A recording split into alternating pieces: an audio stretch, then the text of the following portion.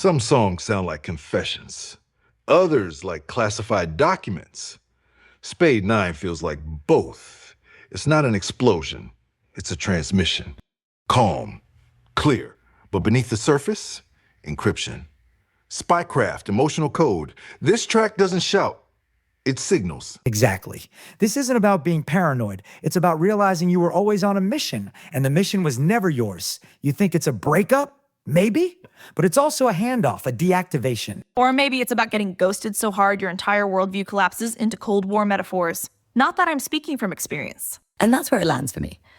Emotional fragmentation. A relationship dissolving under pressure. Identity, loyalty, grief. It's all encoded here. Spade 9 is as psychological as it is poetic.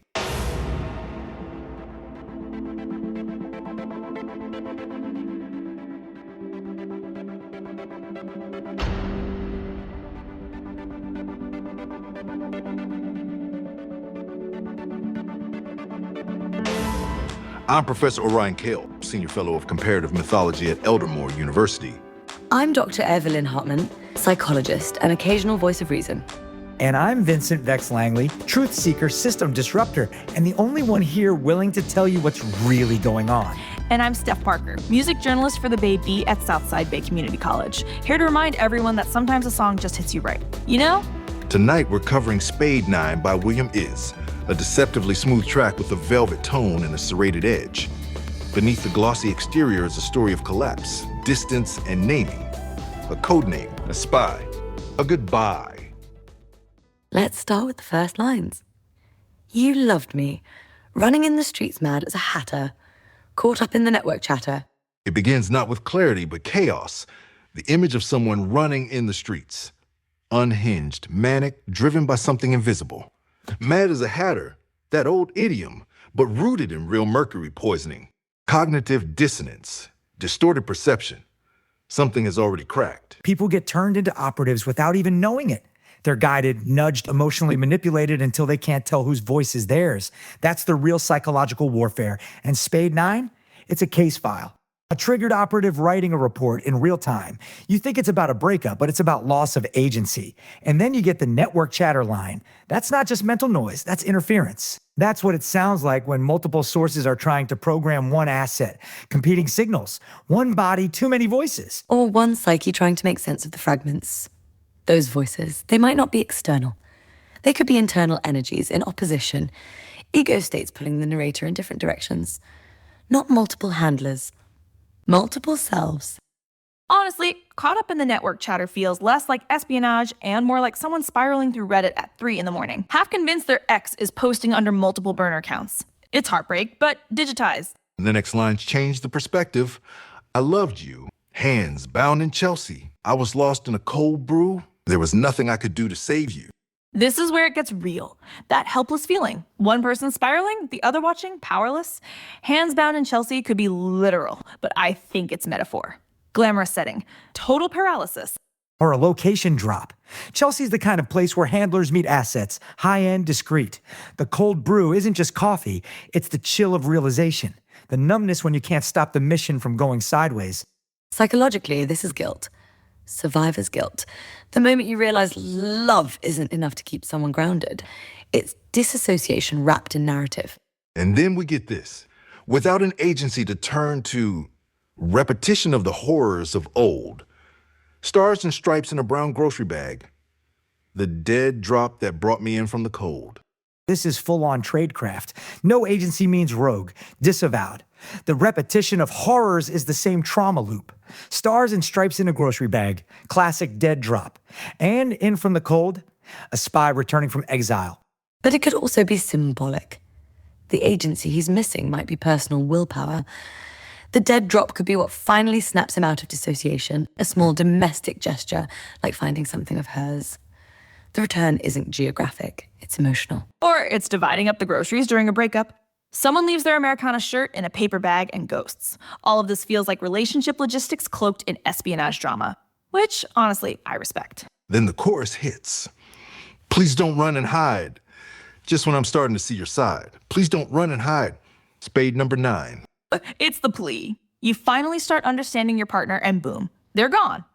Abandon at the climax of empathy. But what if this is about control slipping away? In programming language, this is the asset begging the handler to keep the channel open. Spade 9 isn't a nickname, it's a designation. It's both a cry for understanding and a recognition of the role each person has played. Spade 9 is identity handed to someone else. And maybe they never agreed to wear it. And the repetition matters. Please don't run and hide. This isn't the first time it's happened. It's happened before, and it will again. The second verse starts. You bet your life it looks like homecoming now. Lights blinking out in bursts of short and bursts of long. Separation is a solitary word. Spirits sing out, but one still acts like there's no song. Morse code, that's what bursts of short and long is. Communication in silence, surveillance through signal. There's meaning if you're trained to hear it. Or the emotional version, missed signals. One person reaching, the other pretending nothing's happening. Spirits sing out, but the harmony is broken. Separation is a solitary word, wreck me. That's what a breakup really is. One person leaves and you're stuck holding the silence. No echo. And then, more time slippage. William then sings. We nodded out and what was yours and what was mine. In the yesterday of yesterdays, used to happen all the time. Bleeding out in Snooze Fest 2019. Yesterday, today, tomorrow. Again, I'll make you mine. That's how the mind spirals post-breakup. Loops. Yesterday, today, tomorrow. It's all one blur. And Snoozefest 2019, he's spelling out the year 2019. Maybe that's when things really started to fall apart. It's nostalgia laced with grief. The idea that time's lost meaning, but attachment hasn't. This isn't romanticizing. It's fixation. And again, I'll make you mine? That's not just longing. That's reactivation. That's someone trying to flip the switch, pull the asset back in. But also, listen to the construction. Used to happen all the time. We get this blurry past filled with repetitive behavior, with addiction cycles, emotional recursion. That's the architecture of obsession. And repetition is trauma language. The brain doesn't process time when it's stuck in loops. That's why these lyrics work. They aren't just storytelling, they're psychological confession. Please don't run and hide. Just when you're starting to see my side, there's no such thing as a neutral spy. Your code name is Spade number 9. That final reveal, we've been hearing the name the whole time, but it's only in the last line that we realize who it belongs to. And it hits like a bomb. This was directed at someone. Not a lament, a mission report. And there's no such thing as a neutral spy. That's the thesis. Once you're in it, you're compromised. In love, in war, in identity. There's no middle. You think you're safe, you think you're detached, but the second you're seen, named, activated, you're in. That's what this song is, a naming ritual. And with that, the mission ends.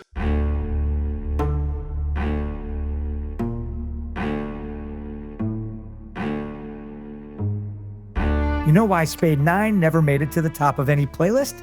Because it's not just a song, it's a breach, a leak. This is MKUltra coded memory work disguised as art rock.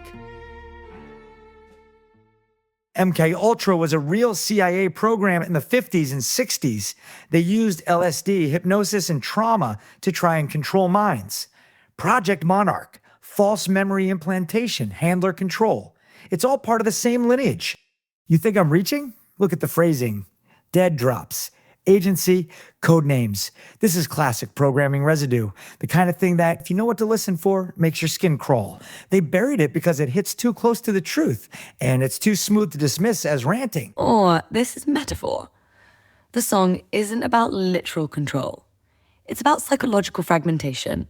When people lose someone they love, especially in a state of mania or crisis, the mind builds elaborate frameworks to make sense of the pain. Spycraft, missions, codenames, they're survival narratives, elegant ones, protective ones. Either way, Spade 9 is uncomfortable. It blurs personal and political delusion and clarity. And songs that don't fit easily into one category, they're hard to market. Or maybe it just didn't vibe with the TikTok algorithm.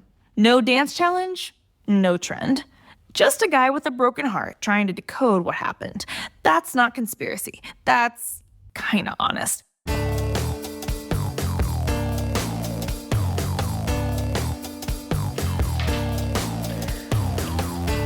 Spade 9 doesn't announce itself with bombast. It opens with a lo-fi piano sample, worn, almost brittle.